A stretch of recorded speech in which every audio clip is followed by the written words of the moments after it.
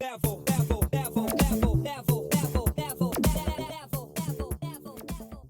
still waiting for my money. When am I going to get paid for my cleaning job?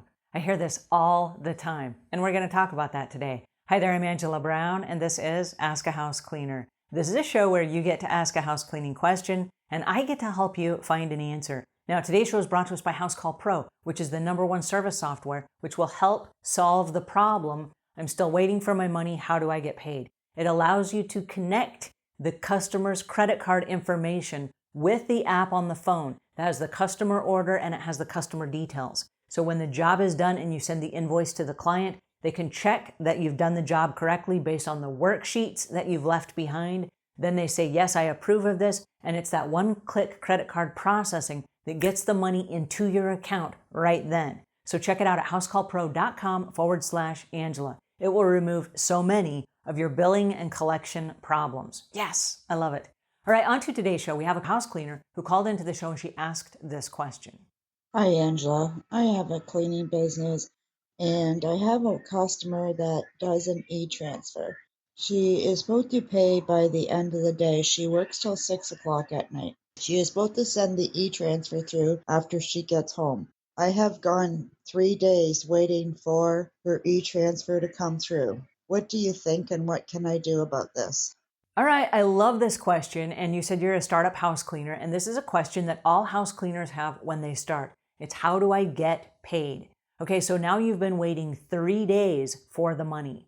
Well, what were the terms of the original agreement? And I have to go back to that because when you did a walkthrough with the customer, I'm sure you talked about payment. If you didn't, you'll want to on every walkthrough that you do from here forward. And it's one of the things we talk about in the Savvy Cleaner training program when we teach you how to do a walkthrough and the exact words to say. So you can check that out at savvycleaner.com. All right, now, having said that, what we're going to talk about for a second is this. When you get to a customer's house and you are discussing the payment, because that should be part of the conversation, we're going to talk about how much does it cost to clean your house and how do I get paid? And so there are a couple things that I want you to say up front. One of the things I want you to say is this, and you can use these exact words. I'm not a collection agency and I don't chase money. Okay? So first of all, right up front, you're telling the customer, I'm not a collection agent and I don't chase money. So when I clean your house, I expect that there will be a check on the counter waiting for me when I arrive. Or better yet, I can take your credit card and put it into our system after I send you an invoice and you double check the work that I've done for the day. When you're satisfied, we just automatically process your credit card and then you can get points from your credit card company for frequent flyer miles or magazines or however you use your frequent flyer points. And so a lot of times people say, yeah, I would love to use my credit card. That's great. It's super easy. It leaves a trail. At any time, if they're not satisfied, they can reverse the process of their credit card with the credit card company. Okay? So it's much safer than even a check that has already cleared and now they want a refund. And that just gets a little bit muddy anyway. But also, they are not required now to remember that you're coming that day and that they have to write you a check for a certain amount of money and leave it on the counter. Because sometimes house cleaners have a different price. When they get there, something will happen and it's going to take longer and they're expected to change the job a little bit. And if they change the job, the money didn't change. And now how does the customer pay you the little bit of extra money that they now owe you or whatever, right? So it's kind of weird anyway. Now, you've been waiting 3 days. What are the terms?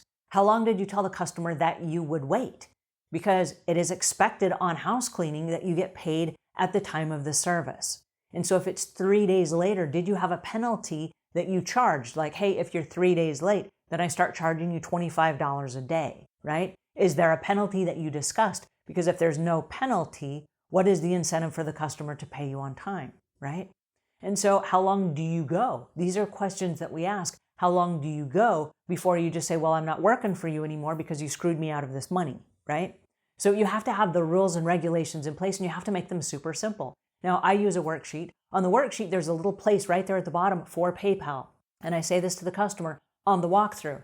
I'm not a collection agent and I don't chase money. So when I do my service, I expect that at the time I arrive, there will be money waiting for me or we have a credit card on file for you. If there's no credit card on file and if there's no money when I get there, I cannot resell the time because I've already showed up at your house. It's immediate. The time is happening in real time. I can't go look for a new customer. And so I'm out that money if I don't clean. And so unless we've made arrangements and I've sent you follow-up emails and you've confirmed the appointment and you know I'm coming, I expect to be paid. Is that fair? And the customer will go, yeah, that's fair. That's an ethical way to do business. Okay, great. If I get here and there's no money, I'm going to go ahead and still clean your house because that was our agreement. I'm going to consider that an oversight for whatever reason. Then when you get home that afternoon and you see my checklist on your counter, I expect that you will send the money right here to this PayPal account right here. Is that fair? And they go, yeah, that's fair. If you did the work, I like the work you did, and I forgot for some reason, I will send the money. Now, I will tell you this. In all the years I've been cleaning, there are a handful of times where customers forgot to pay. And it's usually something so enormous in their life, like a loved one died, that their mind was like, oh my goodness, the loved one died, and that consumed everything. The fact that a house cleaner did not get a check on the counter is a million miles away from their thinking. They're not trying to, gyp you out of your money. They're not trying to cheat you. It's not theft of services. It's none of these things. It's a family member died and oh, how sad is that, right? They are honest, legitimate reasons why people didn't pay. There are also legitimate reasons, like maybe one of the spouses decided to get divorced at the last minute and they ran off with the bank account and the other spouse didn't know it, and now they wrote you a check and the check bounced. They don't even know what the financial situation is. Okay, again, they're not trying to rip you off. They're in a moment of one of those really big, oh my goodness moments where they didn't pay you and you are the last thing or the last priority on their list. So when this happens and they look at it and they're like, oh my gosh, I didn't pay you yet. Okay, so then they can have a conversation with you. They can pick up the phone, they can call you, oh, something terrible happened, I didn't pay you, and then you can make other arrangements. But if they're ghosting you and they're not answering you and you keep harassing them for 3 days for the money, you're just going to become an annoyance and they're going to find somebody that's easier to work with. I don't know your customer and I don't know why after 3 days she didn't pay you the money. I really don't know. It might be one of these big life moments. But just take a deep breath because most businesses don't even pay for a couple of weeks. And if you do commercial cleaning, they don't pay for 30, 60, or 90 days. So the terms are different. And so if somebody went 3 days without paying you, that's not the end of the world. And my goal is to get you in a place with your businesses that you're not relying for your survival on money that comes in today. That should just be chump change that goes in the bank account that you earn interest on, right?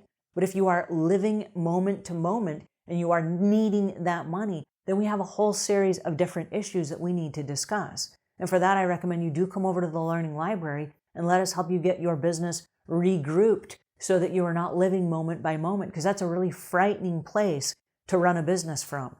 Everything that you do is informed around those decisions, and that's not a healthy place to be for your business. So I'm discouraged that you haven't been paid in 3 days, but I would like you to relook at the terms and relook at the way that you focused and set up and structured your business, because it doesn't sound like a long-term strategy. And so I would love to get you and your customers back on track so that it's an automated process that just runs in the background of your business, and that collecting the money and stressing and worrying over that payment from 3 days ago, that's not on the front of your mind. Running your business and servicing your customers should be on the front of your mind. That's where we want your focus to be. Anyway, I hope that helps you a little bit. If it does, please pass this on to a friend. If we've earned your subscription, please subscribe. And until we meet again, leave the world a cleaner place than when you found it.